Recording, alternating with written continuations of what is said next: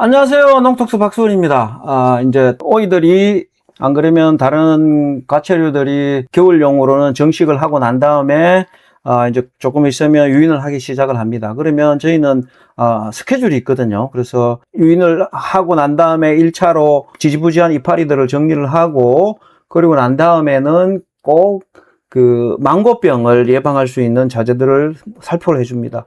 그거에 대해서 설명을 드리고, 망고병이 어떻게 발생이 되고, 그 다음에 신부병이 어떻게 발생이 되고 있는가에 대해서 설명을 드리고, 어떻게 처방을 하는 게 좋을까, 오늘은 설명을 드리기로 하겠습니다. 과체류입니다. 과체류 중에 등굴마름병이에요. 이거는 신부병과를 예방하고 치유하는 방법입니다. 신부과라고 해서 정상으로 이렇게 표현을 하는데, 저는 신부병이라고 생각을 합니다. 신부병이라고 생각을 하고요. 그래서 여기 보시면 요거는 제가 찍은 사진이에요. 오이 끝이 요렇게 타는 것처럼 이렇게 마르는 거거든요. 여기는 등굴마름병 균이 튀어 들어가 가지고 요렇게 현상을 만듭니다. 요거는 제가 인터넷에 그 논문에서 캡처를 한 건데, 농촌진흥청 자료에 보면 신부과가 왜 나오느냐, 그 딱 한 줄 써놨어요. 등굴마름병 포자가 꽃에 튀어 들어가 가지고 거기에서 자리를 잡아서 이런 현상이 발생이 된다, 이렇게 나오죠. 자, 요거도 제가 이제 발췌를 한 거고요. 요런 거 좀 심한 건데, 요것도 좀 심한 거죠. 그래서 제가 앞에 요런 증상이 벌써 나오면 요거는 나중에 실질적으로 잿빛곰팡이가 2차적으로 먹은 거거든요. 그래서 제가 아까 찍었던 그 사진처럼 그런 증상이 초기에 나왔을 때 빨리 조처를 해야 됩니다. 그래서 등굴마름병이 결국은 이렇게 신부를 일으키거든요. 신부를 일으키는데, 신부를 일으키는 게 두 가지가 있다 그러거든요. 칼슘이 부족해서 뭐 이렇게 평판을 주시는데, 칼슘이 부족하면 신부가 발생이 더 많아지고 더 빨리 진행이 돼요. 그러니까 단순히 칼슘이 부족해서 일어나는 신부는 실질적으로 필드에서는 보기가 쉽지 않습니다. 특수한 경우 빼고는 대부분 이제 이런 경향들이 많이 발생이 되죠. 요거는 제가 또 발췌한 건데, 이렇게 줄기 쪽에는 이런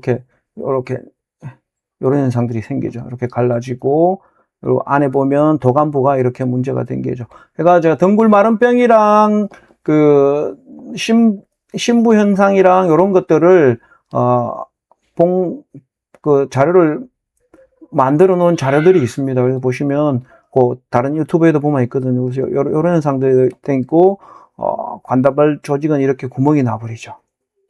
그래서 등굴마름병은 어떻게 방제를 하느냐? 결론적으로 영일바이오 500배나 잔류풀이 1000배입니다. 그러면 얘는 폴리옥신 D입니다. 폴리옥신 D거든요. 폴리옥신 B는 아니고요. D고, 여기에 세균으로 구성이 되어 있는 바실러스류인 살리다스를 혼용을 합니다. 그러면 영일바이오나 잔류풀이만 둘 중에 하나죠. 그 잔류풀이만 치도 등굴마름병이 방제가 어렵고요. 살리다스만 치더라도 방제가 어렵습니다. 그래서 둘이 혼용을 했을 때 성과가 좋았어요. 그래서 지금 이제 심어놓은 유인한 지 한 일주일 정도 되고 나면 저희는 자동적으로 영일바이오랑 살리다스를 혼용을 해서 2회 정도 살포를 하면 등굴마름병도 예방이 되고, 그 다음에 등굴마름병 포자가 발생을 시키는 신부병도 예방을 할 수가 있습니다. 이걸 안 해놓으면 한 달 있다가 보면 수확을 하면 신부병 때문에 뒷밥들이 많이 나오죠. 그 다음에 관리적으로는 높은 EC를 유지해서 근압을 낮춰야 됩니다. 그래서 늦은 관주를 삼가해주고 토양의 수분 함량이 60%대를 유지해주는 게 좋고요. 조직을 단단하게 만들 필요가 있어요. 그래서 더푸른 같은 경우를 간주해줄 필요가 있습니다. 이런 증상이 만약에 발생이 된다, 그러면 앞뒤 가리지 말고 빨리 조처를 하시는 게 상책입니다. 등굴마름병이 포자에 어떻게 나오는가 하는 거, 요게 제가 논문에서 네이처지에서 제가 발췌를 한 거거든요. 보시면 얘는 다 건전한 거예요. 건전해서 보시면 이렇게 깨끗하죠. 근데 이병주들은 보면, 병에 걸린 놈들은 이런 현상들이 발생이 되죠. 이렇게 되죠. 그 다음에 요거는 제가 아까 이제 요것도 여기서 발췌를 한 건데, 보시면 이런 현상, 아까 처음에 보셨던 거, 요 거칠어지는 거, 요 끝에 이제 얘는 좀 증상이 심하죠. 그 다음에 요런 현상들이 초기 현상이에요. 요런 현상이 되고 난 다음에 요런 현상이 발생이 되죠. 그래서 요런 현상이 발생이 된다 싶으면 빨리 약을 치셔야 돼요. 얘는 그러면 이제 2차적으로 이제 잿빛이 붙어가지고 잿빛 곰팡이가 번지게 되는 거죠. 그러면 아까도 설명드린 것처럼 잔류풀이는 1000배입니다. 얘는 폴리옥신 D가 5%고요. 그 다음 영일바이오는 폴리옥신이 얘의 반이에요. 그래서 요거 둘 중에 아무거나 해서 살리다스를 혼용을 해서 줄기 쪽으로만 방제를 해주시면 빨리 예방이 될 수 있습니다. 한 번 말고 한 일주일 안에 2번 정도 방제를 하면 방제 효과가 잘 나옵니다. 요거는 제가 10년 넘게 했던 방법입니다. 그러면 이제 여기서 질문이 하나 있어요. 살균제와 미생물을 혼용을 하면 미생물 안 죽어요. 따로따로 쳐야 되는 거 아니에요. 그렇게 하거든요. 근데 농가에서는 약을 한번 치는 게 쉽지 않아요. 아무리 그 무인 방제기가 있다 그러더라도 약 치는 거는 좀 농작업 중에서 쉽지 않은 거거든요. 그래서 설명을 드리면 저는 무조건 혼용을 많이 권합니다. 그 혼용을 할 때 주의할 점이 한두 개 있겠지만은 무조건 혼용을 권합니다. 그래서 영일바이오나 잔류풀이는 살 곰팡이용 농약입니다. 폴리옥신 D죠. 바실러스는 세균이에요. 살리다스는 세균으로 이루어져 있는데 진균류 방제에 사용되는 폴리옥신 D는 세균을 못 죽입니다. 그러니까 세균 입장에서 얘들은 그냥 물이에요, 물.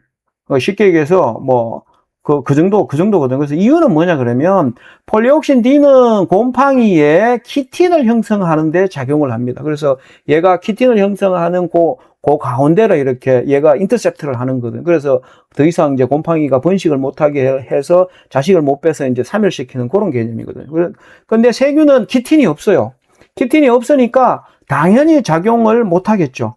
그래서 이런 것들은 살세균제인 마이신 계열들이 있습니다. 세균약 났을 때 이런 것들을 방지할 때는 사용이 되는 거죠. 그러면 마이신 중에도 옥시마이신이니 농용신이니 이런 것 같은 경우는 이런 세균들을 죽이죠. 그럴 때는 혼용을 하면 안 되겠죠. 그런데 곰팡이 여기 영일바이오 여기 쉽게 얘기해서 라떼루에 보면 다 곰팡이에요. 타켓이 곰팡이고 세균이 없습니다. 그래서 혼용 살포하시는 게 농작업 하는 데는 훨씬 유리하시죠. 그 다음에 요거는 제가 우연찮게 본 건데 공부를 하면서 신부병 정상과 규소의 역할에 대한 써놨습니다.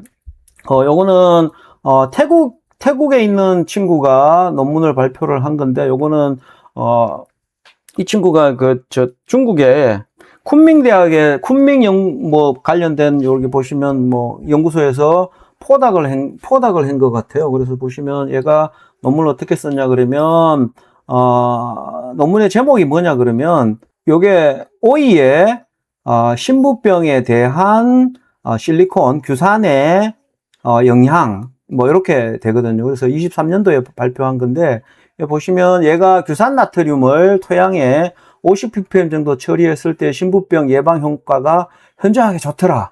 그러면 100ppm이 되니까 효과는 떨어지더라. 그랬는데 이 친구가 규산을 잘 몰라서 그래요. 규산 나트륨을 쓰면 당연히 나트륨 때문에 안 좋아지죠. 그래서 규산 가리를 쓰거나 안 그러면 저희 것 같은 오르투 규산을 쓰거나 그렇게 하셔야 돼요. 그래서 규산을 쳐서 조직을 튼튼하게 할 필요가 있는 거죠. 그래 보시면 요거는 무처리죠. 무처리했을 때 이런 현상들이 많이 발생이 되죠. 이런 현상들.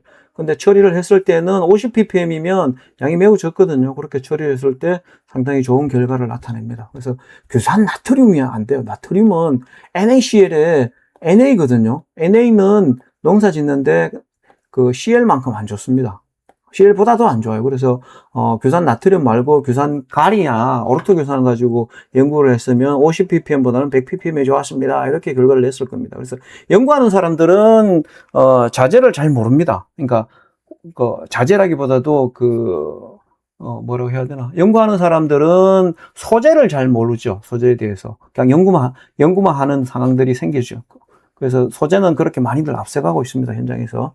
그래서 신부병 증상이 나오면 아까 했던 농약도 치지만 아까도 설명드린 것처럼 이렇게 더프론 같은 이런 것들을 써주시면 효과가 적이죠. 얘는 규산이 오르토교산이 들어있고요. 그 다음에 칼슘 들어있고, 얘는 4가이온, 얘는 2가이온, 둘이 합치면 8이 6개가 있는 그런 자재예요. 흡수도 잘 되고, pH도 중성이고, 다른 농약과 혼용도 되고요. 관주도 되고, 살포도 되고, 그래서 정식 후 한 2, 30일 있다가 300평 하나 정도 관주를 해주시면, 많이 도움이 되실 수 있습니다. 그 다음에 등굴 쪼개짐이 발생이 되거든요. 이건 푸사림이에요. 푸사림인데, 푸사림 옥시스프림이라 그래가지고, 얘는, 요렇게 갈라집니다. 쪽쪽 갈라져요. 이렇게 갈라지는데, 요럴 때는 암으로 있습니다. 요거 저희 회사의 역작이죠. 암으로와 물을 1대1로 희석을 해가지고, 여기를 싹 발라주면, 여기가 암으로 나옵니다.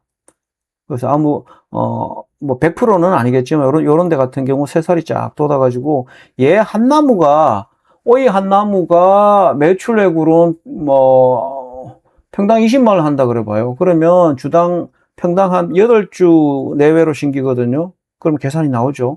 하나 살리면 많은 돈을 벌어주죠, 얘가. 등굴 마름이 나오기 전에 만약에 등굴 마름으로 인해서 신부가 나왔다. 그러면 한 달 전에 시작이 됐다 보셔야 돼요. 내가 한 달 전에 조처를 안 했기 때문에 이런 현상이 생겼구나. 그래서 결론적으로 영일바이오나 잔류프리에 살리다스 혼용해서 살포를 하시고 밑으로는 더푸른 같은 거를 간주해서 조직을 튼튼하게 만들 필요가 있습니다. 그래서 왜 이래 하지 마시고 미리 예방을 하셔가지고 좋은 결과 있었으면 하는 그런 마음입니다. 감사합니다. 박수근이었어요.